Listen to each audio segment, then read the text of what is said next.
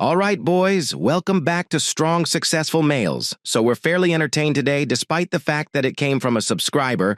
This guy is 49 years old and has been married for about 20 years. Says he has a good marriage, very good for him, and he's creating and distributing a collection of short stories on all the odd things that happen in the small community. He loves it. And are you writing these in for both enjoyment, but things we can learn from, and to show you that, as I like to say often about us being in Good War 2.0, it's everywhere. Not just in a busy city or something, but also in our modest little towns. These nice, innocent, quaint little places, the same garbage occurs. So take care. There's not much else to say beyond that. Aside from that, there is a lot of high-quality entertainment available here. So if you enjoy the wacky ones, this is a must-see. So crack open your beer. This will be a long one. It says, United States. I've been a subscriber to our channel since very early on. If that offers you any notion, my early video years were filmed indoors rather than in your vehicle. So you are going back 5 years. That is a long time. I appreciate your support, man. Anyway, you've covered a lot of tales. And some people in the comments will say they're all phony. Now, I am not saying that is entirely true. Some stories have been quite wild, and one may be tempted to believe that the world we live in cannot really be so twisted up. Newsflash: the world is that messed up. While it is absolutely possible that a few people embellished a narrative here and there, or perhaps gave the whole thing up for some reason, I'm inclined to give the benefit of the doubt. This is because I've witnessed some pretty weird stuff in my life, and I've heard directly from individuals I know who have been involved in similarly extraordinary scenarios. There you go. You remarked on several occasions something to the effect that it doesn't matter what time period it is, or when it happened, or where you in the world. These things do and have always happened. That statement, combined with comments criticizing bogus stories and comparing them to things I've seen firsthand or heard from the horse's mouth, prompted me to write in. I've been saying this all the time, and it's the freaking truth. Human nature does not alter, and here was a very screwed-up world that was no different than it was 5,000 years ago, save for technology and other improvements. We do the same dang thing. It makes no difference what culture we are in, where we are in the globe, our riches, religion, or anything else humanity does. The same thing will happen. If we're still alive in 100 years, we'll be 5,000 years old. My reasoning for writing this is that I reside in a small, very rural community, and this type of conduct is common here. Imagine what it's like in more crowded locations, when cheating on your spouse is typically a crime of opportunity. In addition, cheaters like to keep their affairs private. There aren't nearly as many opportunities. A small village of 1,400 people compared to a huge city, and in a community, a small word spreads quickly. Keeping such a secret is almost impossible. He is completely correct that I grew up and lived a large portion of my life in a tiny town. When compared to a really large town or metropolis with millions of inhabitants, the opportunities double 1,000-fold, and you're so lost in the crowd that you're unlikely to be seen. Aaron Lewis's song, Try That a Small Town, could have contained a stanza about trying to keep an affair private in a small town. Not going to happen.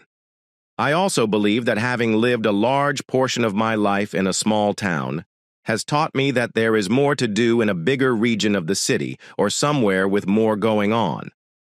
But nothing happens while you're in this incredibly boring environment. There isn't much to do in this small town, so people start getting into problems. I'm not suggesting folks don't get in problems. Do what you hear all the time in more populated places or where there is something to do. But I do think about the tiny town. I mean, I could tell you about all the mischief I got up to as a youngster because we were bored. There is nothing to do. And, my, what a bunch of teenage males can do. But, well, I won't discuss anything, but you get the picture. It's about me. I'm 49. I've been living in this town since I was 14. I have no desire to move somewhere else. I do pretty well for myself financially. I've been there for 21 years and would say it's been a pleasant marriage. I adore my wife and consider myself fortunate in that aspect, given what I've seen happen around me. That being said, I recognize that my marriage could end tomorrow or survive decades longer, so I must remain watchful if I want to keep things the way they are. I'm not foolish enough to believe that nothing could have gone wrong in the past 21 years. So far, everything has gone really well. Let's go here, guy. Obviously, you're doing something correctly, and I'm going to give you the benefit of the doubt that not only are you doing it right, but you're also keeping your eyes open for any problems and dealing with her appropriately. But it may happen tomorrow. It may end tomorrow. And you already know it. I have a small circle of pals I hang out with. We fish, hunt, golf, and occasionally organize family gatherings for a barbecue or a weekend camping trip. This friendship group is small. There are more individuals than you can count on one hand, but less than on two. These are my brothers. My truck breaks down 4 hours away, and I can contact any of them, and they arrive within 10 minutes, and I do the same for them. That's fantastic. That's everything you need, man. Only a few good buddies, actually, but not about me. I have some stories to tell, so let's get to it immediately. Here we go, boys. Do you want some background information here? That is okay, but now we'll come to his many very short stories, which you'll find fascinating. And it's all going to surprise you. It says you must bear with me on these. I am going to do my best to give it up. Details. You get my point. At the same time, avoid disclosing information on the real people or locations involved. I'll start with a modest narrative and work our way up to the ridiculous. It says, first one. My first cousin, James, married his high school girlfriend. She was not a Ted. She was an 11. I've been smoking hot. They were married for 6-7 years. Well, she liked him for another guy from a wealthy family, always monkey branch. And you don't marry 9, 10, and 11? They're merely for fun.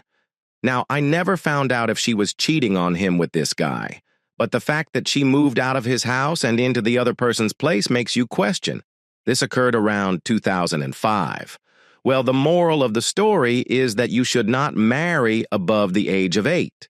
Yes, I would say that for a long time. This guy is right. Another story. My younger brother had been married for over 15 years. He divorced approximately 5 years ago. He arrived home one day, and she was gone.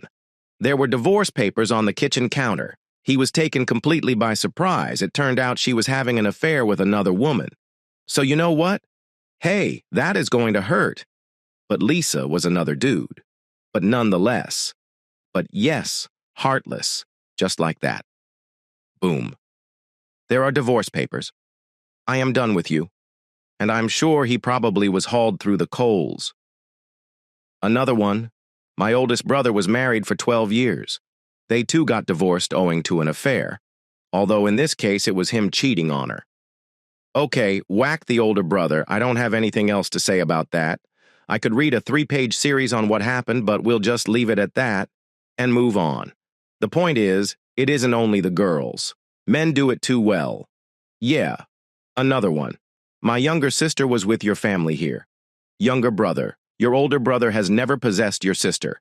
A younger sister has an emotional affair online with a man from another nation, literally halfway around the world. It was probably a girl, or only few, but she was speaking to. She divorced her husband and flew away to live with the other man. She then had a child with the other guy, thus the divorce had to involve a separate guy. The same country had a child with him, and they are still together, but it has only been about 2 or 3 years, so we'll see how that works out. The hilarious aspect is that she gave her first spouse because he was pressuring her to have children, which she did not want for at least 10 years. Then she goes and has a child almost immediately. Yes, this is a scumbag. I have nothing to do with her. Your parents are involved, so where did we go wrong? But this is already just as horrible, with many more to follow. Guys, this is why I tell this story. Here's a weird anecdote to share with you. This crap occurs everywhere. The second anecdote involves one of my best high school classmates. Let's call him Chad since, well, he was like a Chad chick. Fonda was a tall, muscular, and talented athlete. About a year after graduating in the mid-1990s, he met a girl at a party. I was there. We've also been putting the moves on him all night. He was attempting to avoid her during the party, but no matter where he tried to sneak up to, she found him. So the more he pulled away, the more she chased him. Shocker. She remained next to him, running her hands up and down his arms and discussing how strong he must be, things like that. Anyway, we all went home, and a few days later, he told us that he had done the job with her. That night. Low-hanging fruit. He says, "Okay, fine, I'll handle this." I remember him stating something along the lines of, "I didn't really want to. I mean, she looks fine, but I'm not really into her. I just did it because, why not? It's available for the taking. Might as well."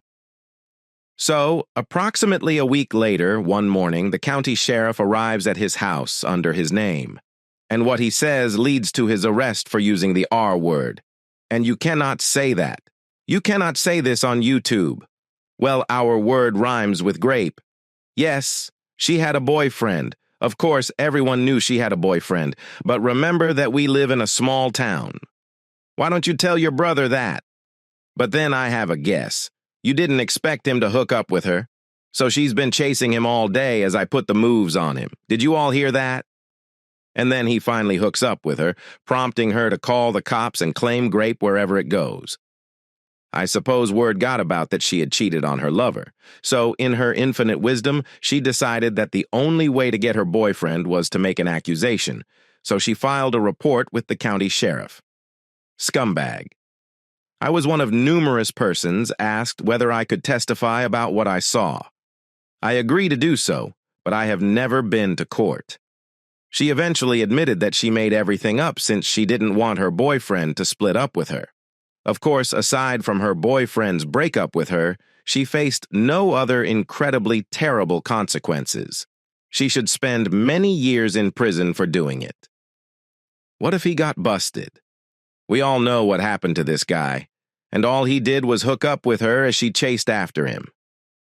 You've all seen this criminal list. The boyfriend dumped her. Another story. He claims my sister is around 8 years younger than me. Yes, the same sister I mentioned when I was in my early 20s, and she was a freshman or sophomore at high school. They had a new teacher at school who was roughly my age.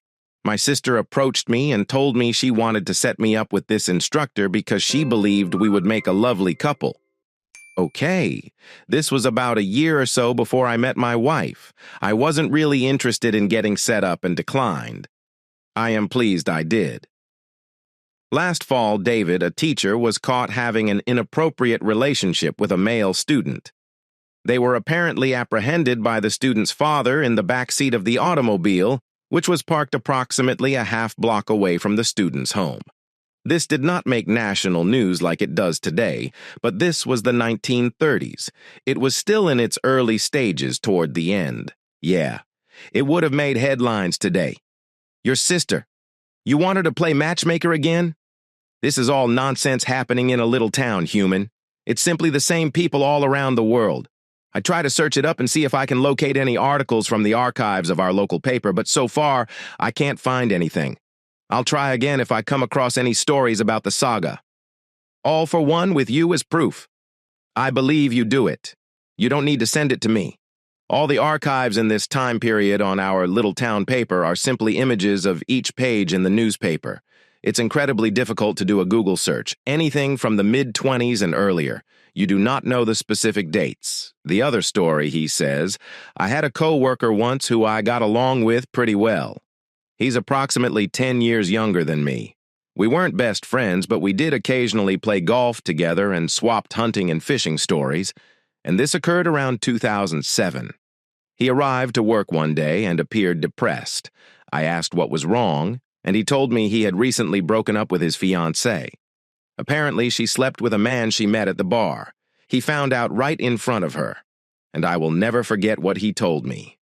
He says the guy told her that this and this are verbatim. It was fairly close to what was said. He recalls, I asked her what the hell was he thinking.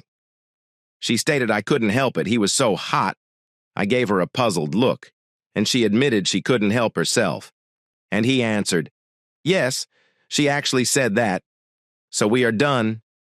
That's why we cheated on him. He was so hot. He does seem to be doing well these days. He no longer lives nearby, yet he still comes up here. We messaged each other periodically during deer season in our area. I'm not sure if he's married, but I don't think so. I believe it was our heart. Given what had transpired before, our pill was a word. Oh, I guarantee that such an occurrence will make someone pilled. Yeah. Everyone wants to despise those who are pilled. Another anecdote, he says, I'll bet I can, I can't, I will, and I can't confirm everything. It is based on a tiny Ted rumor. But I've heard stuff from individuals close to those involved that lead me to believe there's a lot of truth to what was being claimed. I attended high school with 3 married couples. These were not close pals of mine, just acquaintances. I live all reasonably well, but we never hung out or anything like that. The 3 couples created a club. I am certain it is not a book club, a candle club, or a pottery-making club. This is not going to go well. According to rumors, there were certain trade partners in the club, specifically one party. They only have 2, if you catch my drift. So there are swagger swingers parties. At the time, I would have put it up to mere rumors. Later, the rivers reveal that these 2 people were hanging out on their own and hooking up outside of the parties, which appears to be against the rules. Well, my assumption is 2 people were the wives not long after. There are 2 divorce announcements in the local papers, which gave the rumors a little more reality. As Forrest Gump once said, that's all I have to say about it. Again, there's a lot going on in your small town, dude. But yes, this shit happens everywhere in a story. I had another co-worker who was fired for cheating. Both persons involved were cheating on their marriages. We are a little town, but you have 24-hour fitness centers. When you purchase membership, you will receive a key card that allows you to gain entry at any time. It's not that large, and there's not a lot of equipment, but that's okay.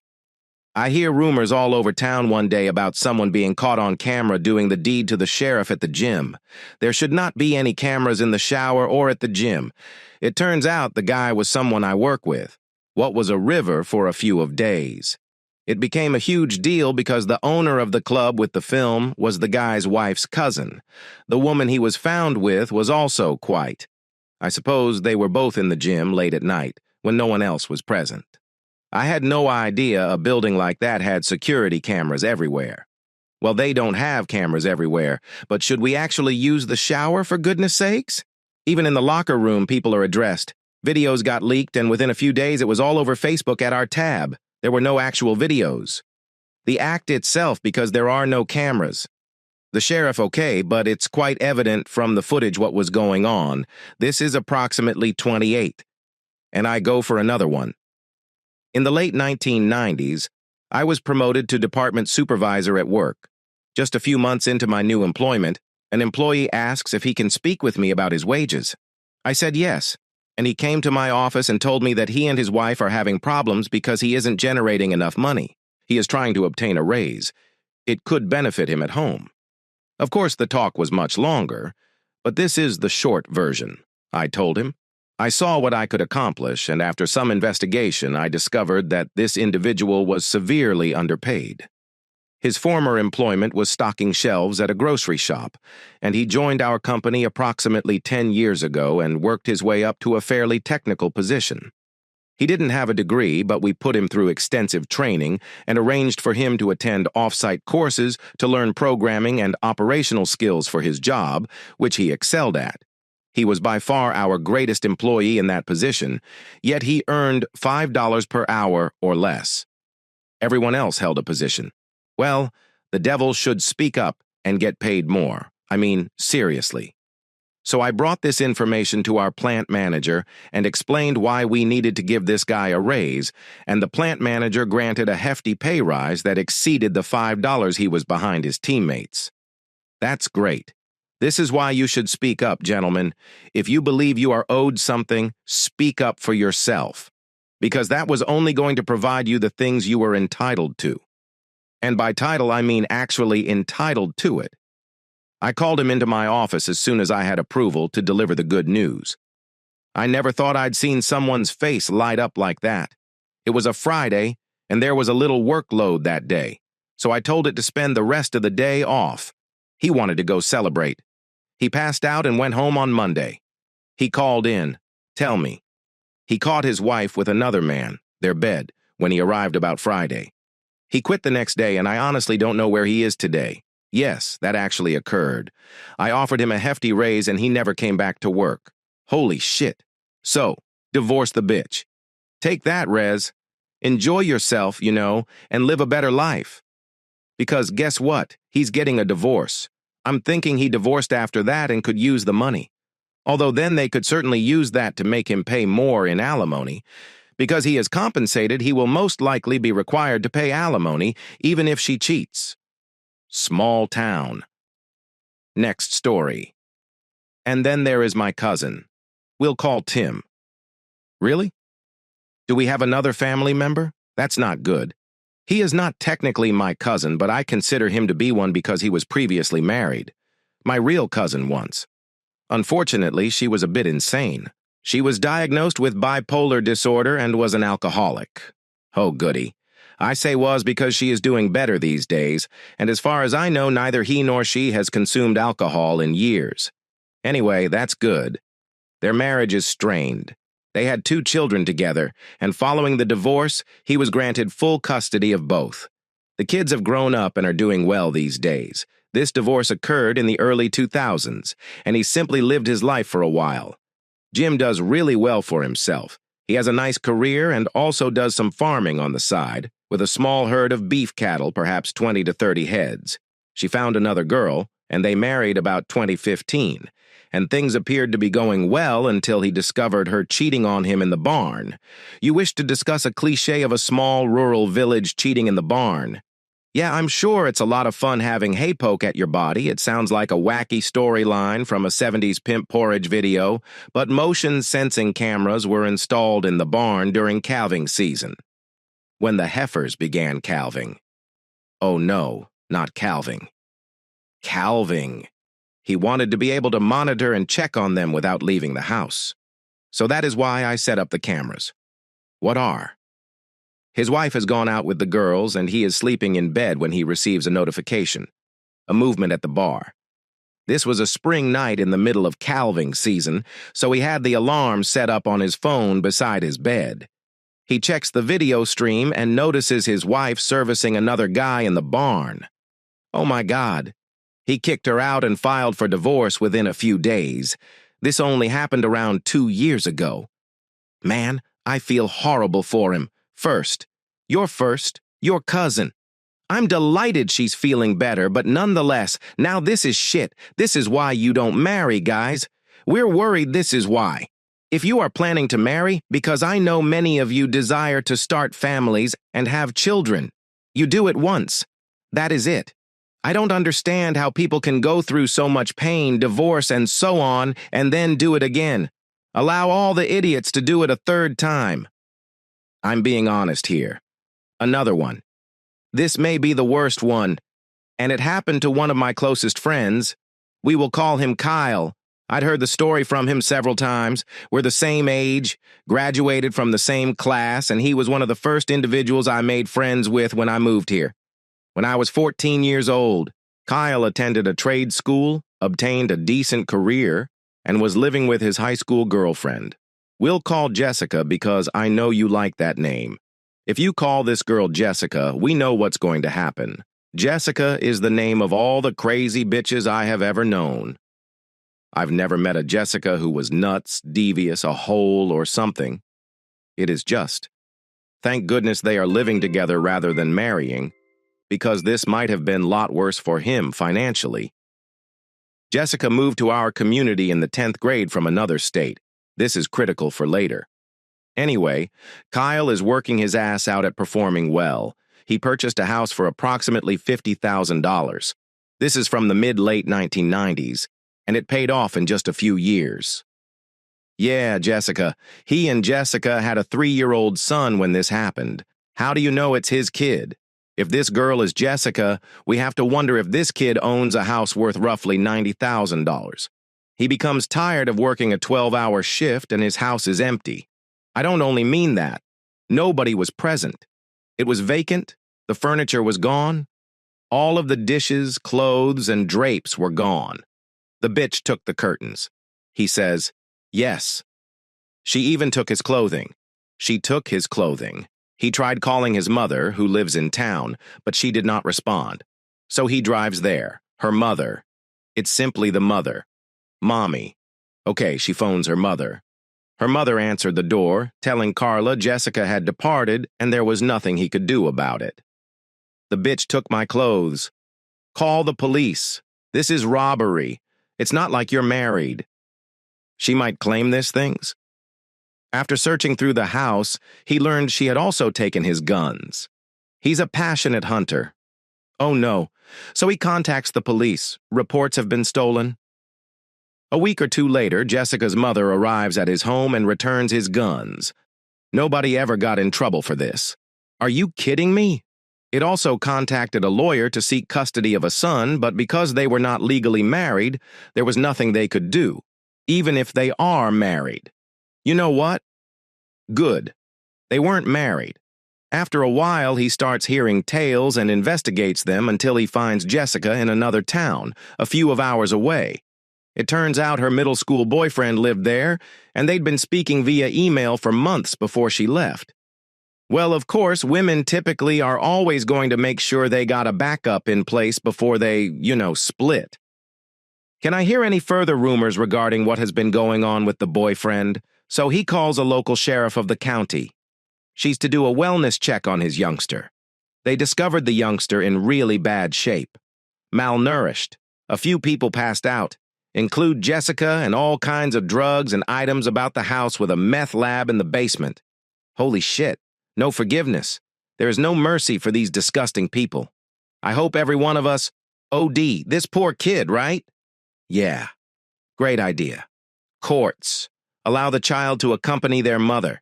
This was Kyle's opportunity. Kyle was granted full custody of his son after he went to jail for a variety of charges. Thank God. A happy ending. Not so fast. Of course not. Jessica was in jail for nearly half a year and returned to our town to live with her mother after being released. She doesn't have supervised visits with her son, but Kyle was fine with it, so she appeared to have. Clean yourself up. Smack. Are you kidding? Kyle, don't be such a dumb ass. Then it gets worse. About a year later, she urged him to sleep in their son's bed with her and her mother.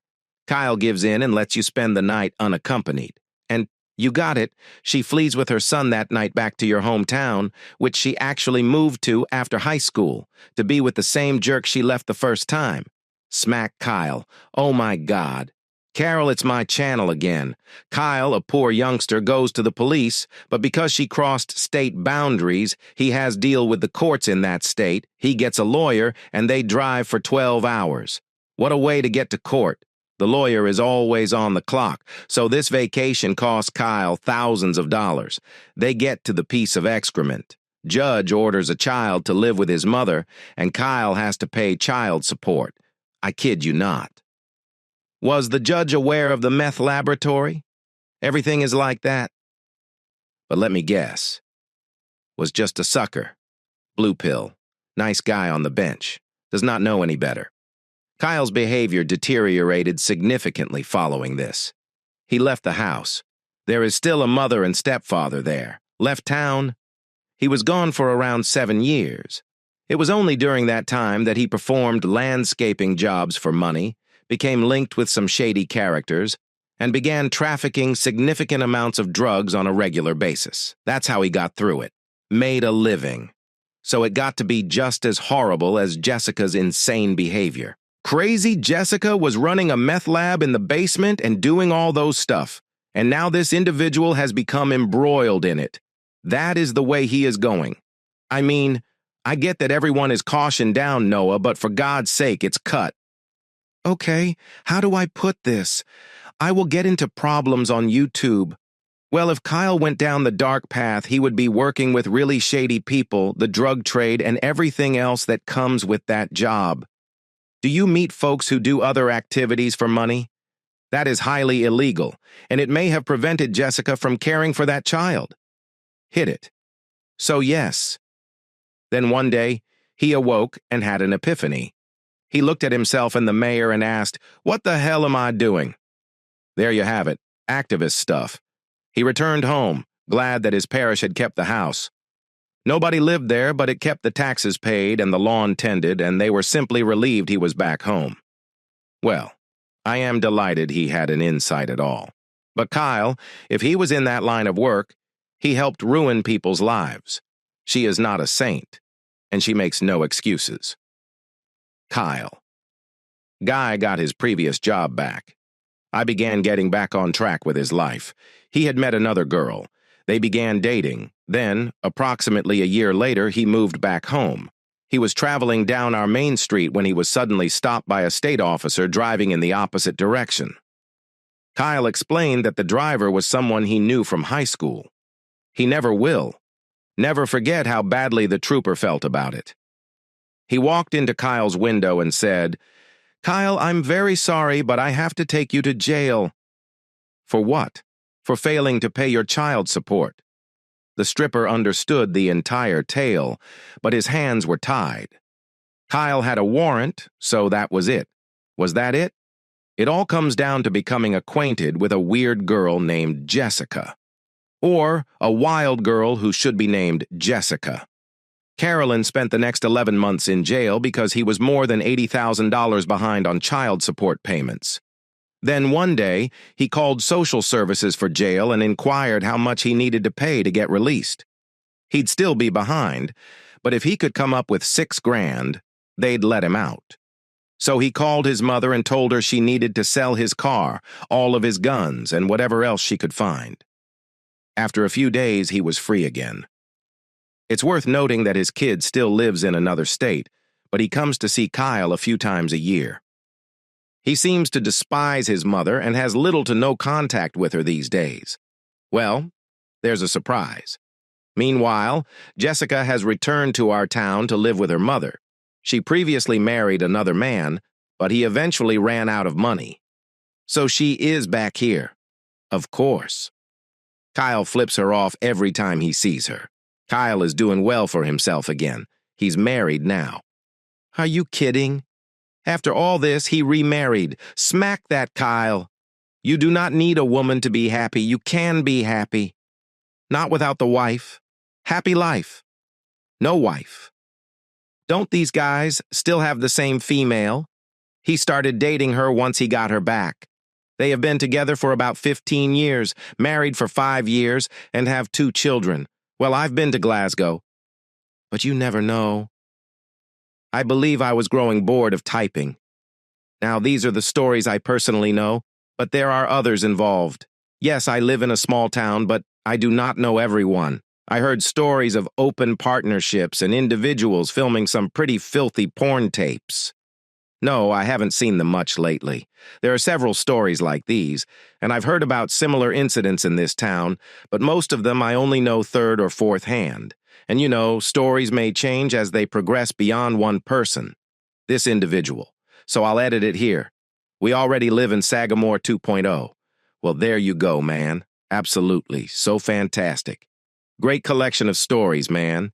I mean, I'm still curious about your family, but yeah. Where in the hell is this town?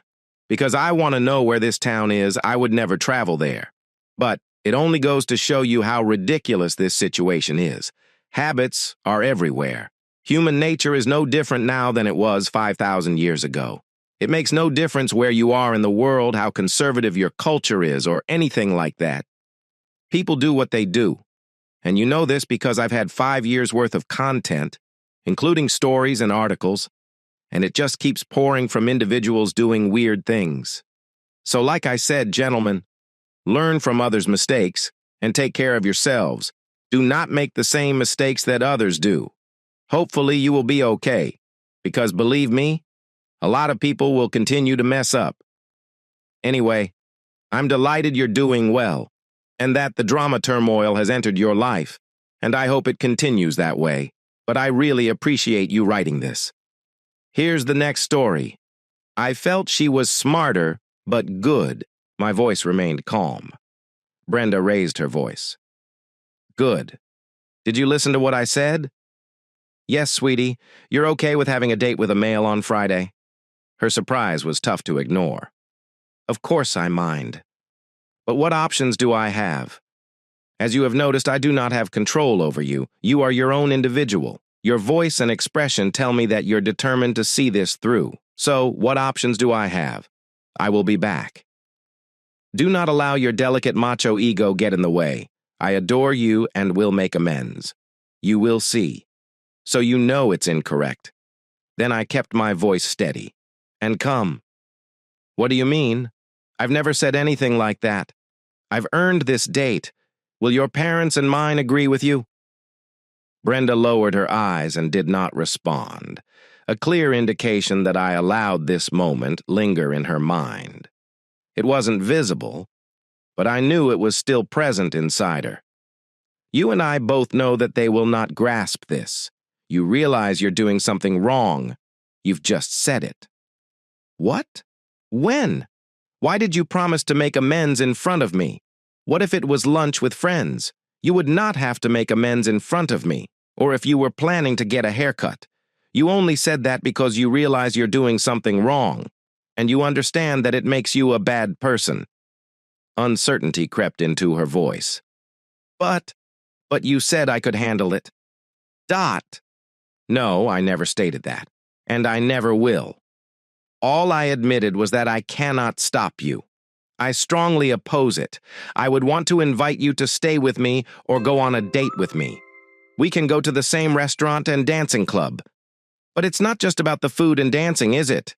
It all comes down to your preferred company, and that company is not mine. You want to know his name? Am I correct again? She bowed her head, and there was stillness. By the way, what is his name? It does not matter. Let us assume that I am not going to argue about that. It does not matter if you like the moniker. Simply know this. I do not want you to go out with him, and your date with him on Friday will have serious implications.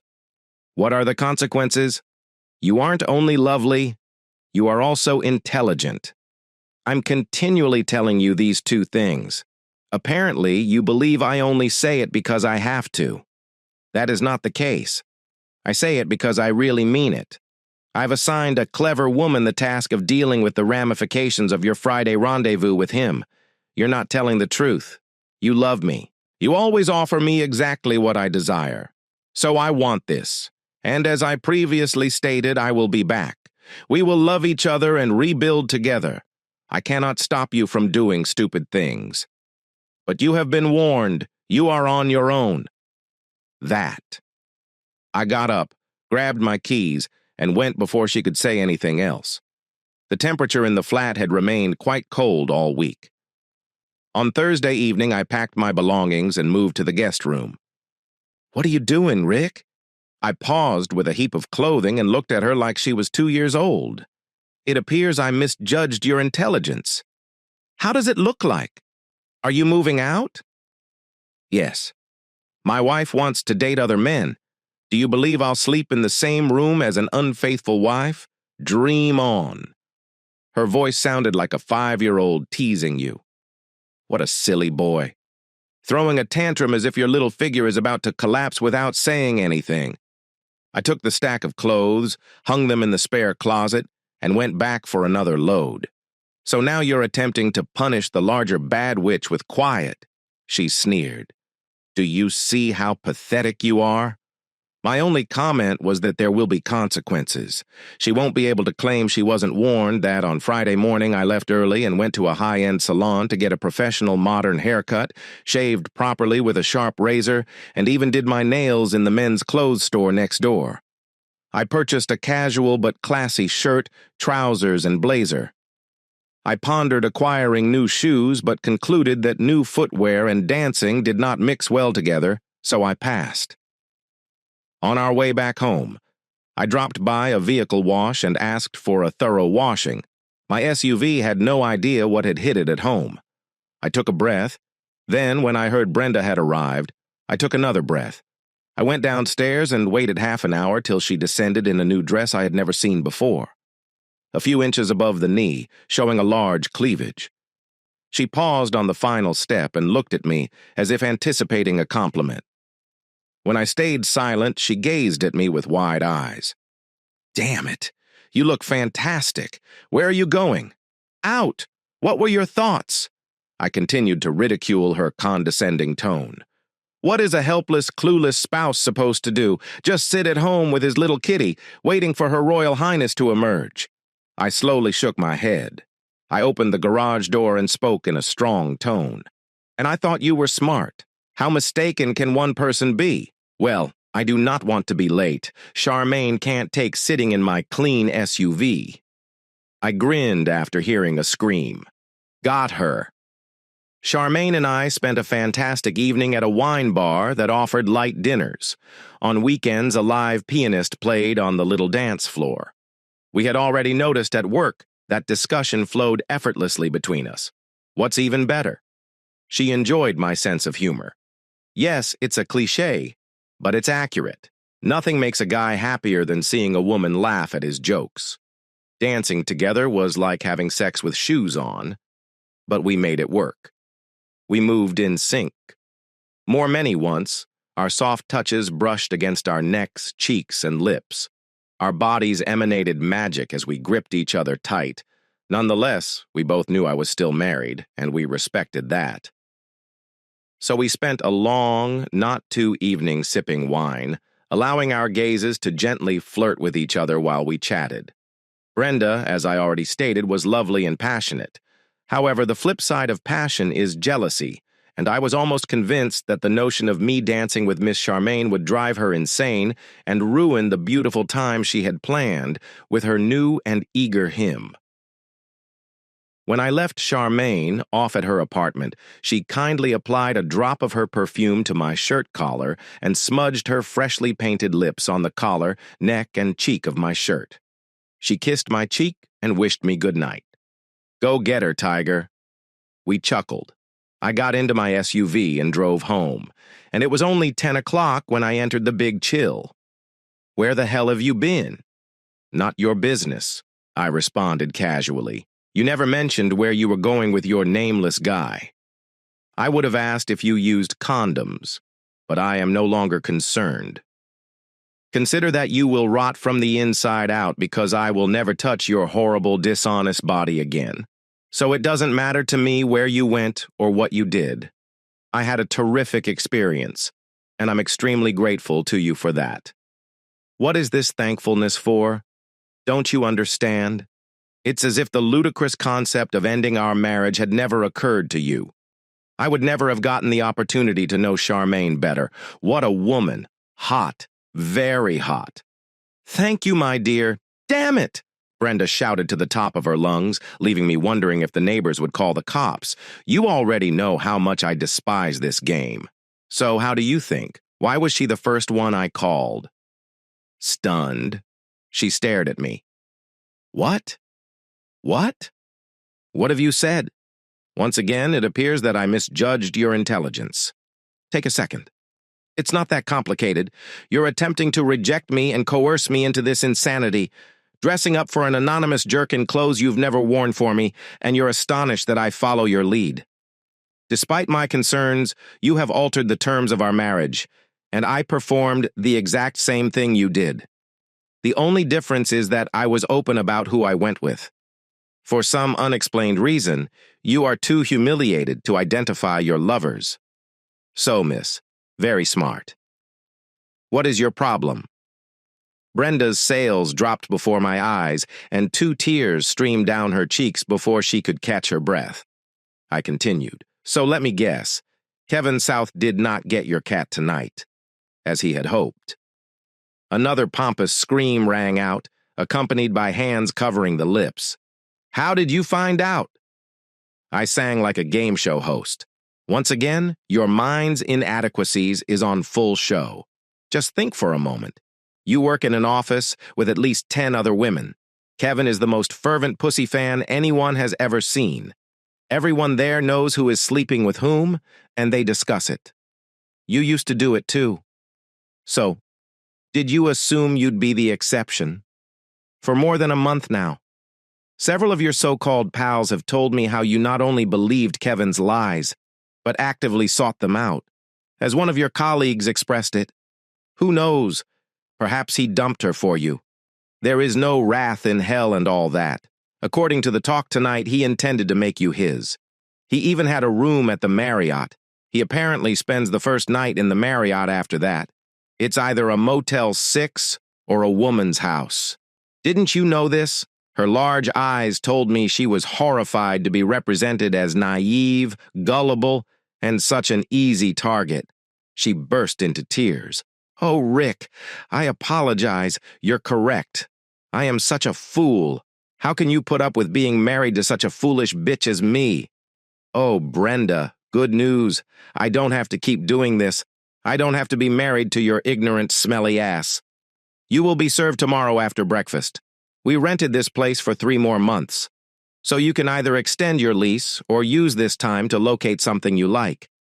Where will you go? She inquired quietly. Charmaine said I could remain with her till I figured it out. She has a second bedroom that she uses as an office. She said we could discuss the terms once I filed. When I told her I was filing tomorrow, she described the conditions, good ones. I can't wait to look at these further. Everything else we own collectively.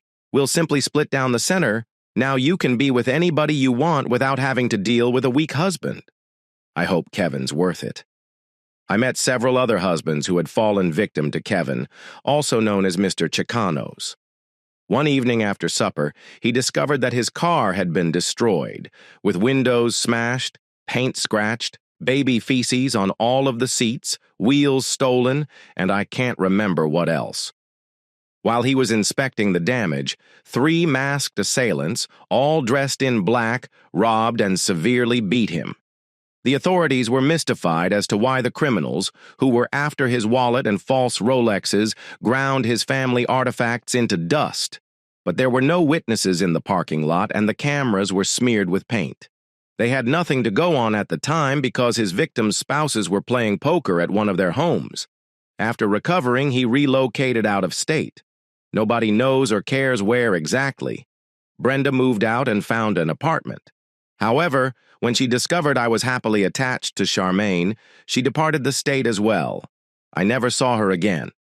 I stayed with Charmaine for a time, but we both realized that a fling doesn't always lead to long-term compatibility. So I moved out and found a townhouse near work, growing older, wiser, and fitter. I built a great bond with a fellow gym-goer. One thing led to another, as it often does in such situations, and I found happiness with a woman who had real brains and devotion in her heart. Story 2. On Friday evening, I drove Juliet to the rugby club for her bachelorette celebration. She appeared really elegant. She had gorgeous trousers and a blouse. I believe she chose that dress because she was aware that I still struggled with trust. After everything that has transpired, I truly believe her. Yet there is a small, almost minuscule uncertainty that she attempted to alleviate. She said she didn't anticipate to be late, but if I was busy and Jane's husband could give her a ride home, I told her that was okay, and that if someone wanted to go home early, they could drop her off. I tried to convey some of the genuine trust one feels, but I made her know that I would like to pick her up personally. A few weeks ago, I did some work at the rugby club and wanted to speak with Jeff, the club's manager, to ensure everything was running smoothly, and her office mate had a niece, Kelsey, who was marrying her longtime lover, Graham. They had been living together for maybe 6 months or so. He was one of the youngest employees at the company's factory. Graham was a wonderful guy, diligent and fairly intelligent, and just the type of man we should admire and support. I had planned to hire him for the service team. He was an experienced machine operator who appeared to grasp how the equipment functioned. Kelsey and Graham are getting married next Saturday. Tomorrow evening, Graham is having his bachelor party at the rugby club. I've been invited, along with the majority of the plant employees, even Philip Barstow, the boss's son. I received a call about 9:30, which was sooner than I had expected. Julia asked if I could give Jane a ride home because they didn't want to stay any longer. Things were getting a bit out of hand with the younger set. I arrived immediately and walked inside to pick them up. When I arrived, Jeff informed me that they were in the storage room, a large area of the club that they rented out for weddings, funerals, and other events that required a large venue with a bar. For whatever reason, it became known as the banquet hall. The bachelorette party had reserved that banquet venue, and everything appeared to be going great. I inquired about the work I had completed for Jeff and whether there were any issues with it. He stated that everything appeared to be working properly. However, he hadn't examined anything and just gave me an odd look, even though he didn't appear to have a reason to. Around that moment, the ladies emerged from the reception hall. Julia stepped up to me and kissed me, and Jane smiled and thanked me for agreeing to drive them home. I asked them what was going on with their excessive drinking. They had a couple strippers, which is not really my thing, and said. Jane added that nothing has happened yet, but I doubt some of the jokes they're making would pass the husband-to-boyfriend test. I had planned to grab a beer and talk with Jeff about work again, but the girls looked eager to get home. As we were leaving, Adam's girlfriend Dawn approached and asked if we could give her a lift home as well. She appeared flushed and was extremely quiet as she sat in the back seat of the automobile on Saturday evening. There was a line of men in the dinner hall. In truth, everything was fairly civilized. Just men drinking beer, talking nonsense, and playing snooker. Among them were Graham's future father-in-law, Kelsey's brother Harry, and the majority of the factory employees, including John, Adam, and Chris from my team. These three had recently left my team to pursue sales opportunities after their predecessors quit abruptly. It was good to meet together in a welcoming environment. However, things became peculiar when Adam approached me and informed me that he had discovered a pair of women's underwear stuffed beneath one of the seatbacks. I was honestly curious why he was examining the seatbacks in the first place. It didn't matter how many beers had been consumed. I managed to keep that information hidden and yet lost another pound to Chris in snooker. Early in the evening, I attempted to speak with Jeff about the job I had done for him. I could see he was working, but he also appeared to be avoiding me. Do not worry about it. I'll talk with him later, I thought to myself. Then, after midnight, everything appeared to alter. Most of us were already in a good mood at this point. Graham immediately dropped out of the game. We figured he'd had too much to drink, so his future father-in-law drove him home. We wrapped things up at 1 a.m., but Jeff continued to avoid me. Kelsey wanted to hold a rehearsal for the wedding meal, as she had seen on television. Nobody was actually interested in it, including Graham. Only Kelsey's father appeared apprehensive about the cost, but he said he'd do everything for his princess, and if she wanted a rehearsal, she could have one. Graham disagreed with it, and that was the end of it. Then, on Monday, following the bachelor party, Graham changed his mind, stating that it could be a good idea to rehearse because many individuals were unfamiliar with standing and speaking. We agreed, but we couldn't complete everything because only the main participants were present. Parents of the bride and groom. There were several bridesmaids. The best man, John, and his wife, Lisa, the maid of honor, were joined by the vicar and ushers. That's when Adam and I arrived, along with our partners. Kelsey's father had scheduled the rugby club for 5 p.m. on Friday. At least Julia didn't have to cook. Plus, I could have a few beers and talk about anything without disturbing anyone about the forthcoming wedding. The wedding reception was set to take place in the rugby club's reception hall, so it wasn't difficult to plan the Friday evening gathering and guarantee that the majority of us represented the club. It may have been exhilarating, but they were used to this type of incident. Graham appeared quiet throughout the week, most likely owing to pre-wedding anxieties. I tried to find Jeff again on Friday, but he was not there. Today was his day off before the big day tomorrow. After the meal, Graham stood up and offered his opinions on what they expected to happen the next day. He explained that he only wanted to practice standing up and speaking in front of others. The best man, John, stood up next and mumbled a few words before saying he'd save his speech for tomorrow. He didn't want to give anything away, and he didn't have enough jokes to waste. Tonight. Graham's father-in-law then stood up to welcome him into the family, laughing as he said it. Tomorrow. Graham then asked Kelsey to say a few words, but she declined. That's when it all started. Graham responded, "Well, I have a few words to say. I've been thinking a lot about what to say at this rehearsal, and I'd like to save my real speech for tomorrow. However, I felt I should ask a few questions." His voice sounded very confident, as if he had rehearsed it and did not require any practice. How would my future wife react if I had a great time with a stripper at my bachelor party? The room erupted with noise, but Graham raised his hands and smiled. Don't worry, I didn't. My future father-in-law can confirm this because he defeated me by 5 pounds in snooker, and I fully intend to reclaim it in the near future. This elicited laughter, and we could see that some people were clearly relaxed. Graham continued. Marriage. Looking around, I noticed that marriages are based on love, trust, understanding, and communication, and I see a lot of that at this table. I'm glad you're all here. I'd like to ask all of the men who believe they are married to an incredible, lovely woman. They want to spend the rest of their life standing up. All of the men stood up as expected, but I was curious about where this was going. Julia looked up at me and smiled, but it did not reach her eyes. Gentlemen, please take your seats. Graham continued. The men sat down. Ladies, stand up. If you are married to a man you adore and want to spend the rest of your life with, all the married women stood up.